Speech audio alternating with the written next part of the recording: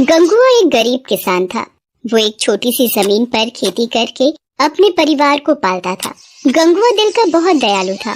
दूसरों की मदद को सदैव तैयार रहना उसकी आदत थी। उसकी इस आदत का फायदा उसके पड़ोस में रहने वाला घनश्याम अक्सर उठाता रहता था। एक दोपहर, अरे गंगुआ, जरा इधर तो आ। ये ईंटें बहुत भारी हैं। क्या इन ईंटों को घर की छत तक पहुंचाने में मेरी मदद करेगा? हाँ हाँ घनश्याम, आखिर तुम मेरे पड़ोसी हो, फिर पूछना कैसा। एक दूसरे के काम आना ही तो मनुष्य का धर्म है। गंगुआ, तुम पड़ोसी बड़े काम के हो। अब मैं ईंटें तुम्हारे सिर पर रख देता हूँ, तुम छत पर पहुँचाते जाना, ठीक है? इसी तरह घनश्याम गंगुआ को बेवकूफ बनाकर उससे काम निकलवा लेता था। गंगुआ की पत्नी उर्मिला उसे कई बार समझाती थी, आप समझते क्यों नहीं हो? ये घनश्याम बहुत ही चालाक है, आपके सीधेपन का फायदा उठाता है। कोई बात नहीं उर्मिला, यदि मेरी वजह से किसी की थोड़ी मदद हो भी जाए तो कोई बुरी बात नहीं है। उर्मिला जानती थी कि गंगुआ दिल का बहुत नेक है, इसलिए वो कभी भी किसी को किसी काम के लिए मना नहीं कर पाता है। एक दिन गंगुआ अपने खेत पर जा रहा था, तभी घनश्याम एक पेड़ के नीचे खटिया पर लेटा था। गंगुआ, खेत पर जा रहे हो भाई? हाँ, बस थोड़ा काम था खेत पर। आज पता नहीं शरीर थोड़ा ढीला ढीला लग रहा है और खेतों में थोड़ा सिंचाई का काम बाकी है। क्या तुम करके आ सकते हो? तुम्हारी बड़ी मेहरबानी होगी। हाँ हाँ, वैसे भी मैं खेतों की तरफ ही जा रहा हूँ। तुम्हारे खेतों में जो भी काम है मैं कराऊंगा। तुम आराम करो और खेतों पर काम की चिंता मत करो, मैं सारा काम निपटाऊंगा। कुछ भी कहो, ये गंगुआ झांसे में आ ही जाता है। गंगुआ, तुम कितने अच्छे हो, हैं? मेरे लिए इतना सोचते हो। ठीक है ठीक है, तुम मेरे खेतों पर भी हो आओ, हैं? जाओ जाओ। गंगुआ घनश्याम के खेतों में काम करने लगता है। काम करते हुए उसे काफी देर हो जाती है। शाम घिरने वाली थी। गंगुआ वापस घर की ओर जाने लगता है, तभी उसे किसी की आवाज आती है। अरे, ये तो किसी गाय के कराहने की आवाज है। ये आवाज, पर ये आवाज तो सामने की ओर से आ रही है। अरे, ये झाड़ियों के नीचे गड्ढे में। हे भगवान, ये तो कोई गाय गड्ढे में गिरी हुई है। इसे बाहर निकालना होगा, पर कैसे? घनश्याम को बोलता हूँ, दोनों मिलकर कोशिश करेंगे तो इस गाय को गड्ढे से बाहर निकाल सकते हैं। गंगुआ दौड़ता हुआ घनश्याम के पास जाता है और उसे सारी बात बताता है। अरे छोड़ ना गंगुआ, है पता नहीं रोजाना न जाने ऐसे कितने जानवर गड्ढे में गिरकर मर जाते हैं यार। अब हर किसी को बचाने का ठेका हमने ही थोड़ी ना ले रखा है? तू भी आराम से घर जा, छोड़ दे उस गाय को उसी के हाल पे, चल। नहीं नहीं, मैं उसे नहीं छोड़ सकता। वो गाय गर्भवती दिखाई पड़ती है और उस गड्ढे में गिरी हुई है। यदि मैंने भी उसे ऐसे ही छोड़ दिया तो वो मर जाएगी। मुझे उसे बचाना ही होगा। गंगुआ ट्रैक्टर में रस्सी बांधकर गड्ढे में जाता है और किसी तरह गाय को रस्सी से बांधकर ट्रैक्टर चलाकर ऊपर खींचता है। धीरे धीरे गाय गड्ढे से ऊपर आ जाती है। शुक्र है भगवान का, ये गाय बाल बाल बच गई। तुम्हें चोट तो नहीं आई गौ माता?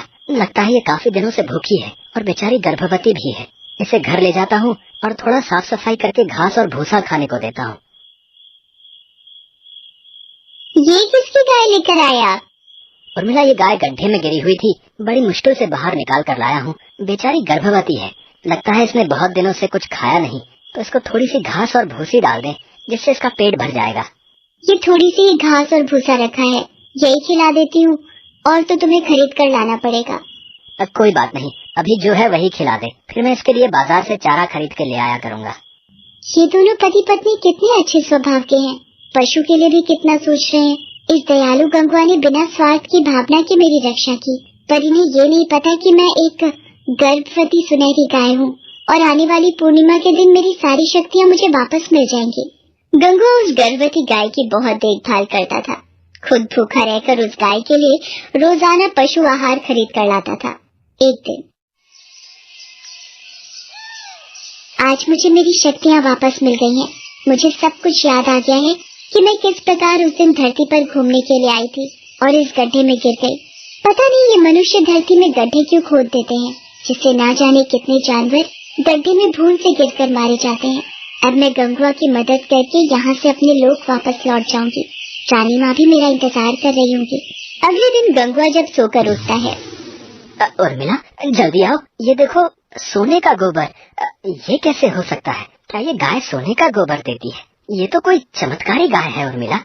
गंगुआ, तुमने सही पहचाना, मैं एक चमत्कारी सुनहरी गाय हूँ। अब तुम ये सोने का गोबर ले जाकर बाजार में बेचकर आराम की जिंदगी जी सकते हो।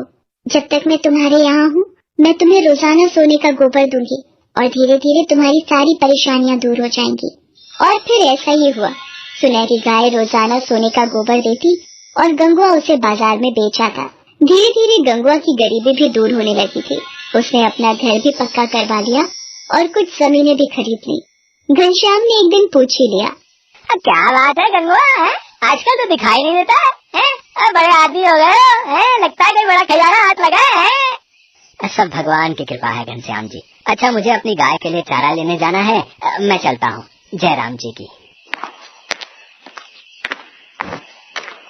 ये गंगुआ मेरी बात को टाल गया है, दाल में कुछ काला है, मुझे सच्चाई पता लगानी होगी।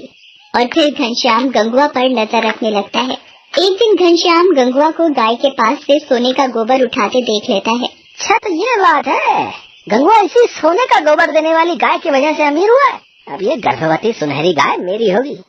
एक रात जब गंगुआ सो रहा था तब घनश्याम उस गाय को चुरा कर अपने घर ले जाता है और उस गाय से कहता है, तू मुझे जल्दी से ढेर सारा सोने का गोबर देगी है? मैं तुझे अपने यहाँ ले आया हूँ और मैं तेरा मालिक हूँ। मैं सुबह दोबारा आऊंगा, तब तक तू ढेर सारा सोने का गोबर देना है। स्वार्थी लालची मनुष्य, तेरी तो मैं वो हालत करूंगी कि तू खुद मुझसे विनती करेगा कि मैं यहाँ से चली जाऊँ। घनश्याम जब सुबह उठकर गाय के पास आता है तो वो देखकर हैरान रह जाता है। उसका पूरा घर गोबर से भरा हुआ होता है और अभी भी गाय गोबर किए जा रही थी और उसके पूरे आंगन में और घर में गोबर ही फैला हुआ था और बदबू ही बदबू आ रही थी। अरे मोरी मैया, है ये क्या हो गया है? बस कर, अरे कितना गोबर करेगी? अरे मेरा पूरा घर गोबर से भर दिया। हर तरफ बदबू ही बदबू फैली हुई है। रे ये कैसी गाय उठा लाया मैं, ये तो गोबर ही किए जा रही है। चल जा चल जा, जा यहाँ से, भाग यहाँ से। ओ गंगुआ, गंगुआ, अपनी गाय को ले जा रे, ये गोबर किए जा रही है, मेरा पूरा घर खराब हो रहा है। ले जा रहे इसे यहाँ से, इसे रोक, ये रुक ही नहीं रही है, देखना। इसको बोल मेरे से भूल हो गई, मैं इसे चुरा कर ले आया था, इसे तू यहाँ से ले जा। गौ माता, घनश्याम को क्षमा कर दो, इससे भूल हो गई, अपना क्रोध शांत करो मैया। और फिर वो गर्भवती गाय एक छोटी सी बच्ची के साथ एक देवी का रूप ले लेती है। उन देवी की गोद में एक छोटी सी कन्या होती है। गंगुआ, तुम्हारे कहने पर मैं इस घनश्याम को क्षमा कर रही हूँ। मुझे पता है जब मैं मुसीबत में थी तब इसने तुम्हारी सहायता करने के लिए भी मना कर दिया था और आज ये मुझे तुम्हारे घर से अपने स्वार्थ के लिए चुरा कर ले आया था। घनश्याम, तुम जैसे स्वार्थी और लालची लोगों के कारण ही ये दुनिया बर्बाद हो रही है। किसी की खुशी में अपनी खुशी ढूंढनी चाहिए, पर तुम मनुष्य दूसरों को खुश देखकर ईर्ष्या में जल जाते हो। कोई भला करने चले तो उसे टोक देते हो और खुद भी किसी का भला नहीं करते। गंगुआ, उर्मिला, मेरे जाने का समय हो गया है।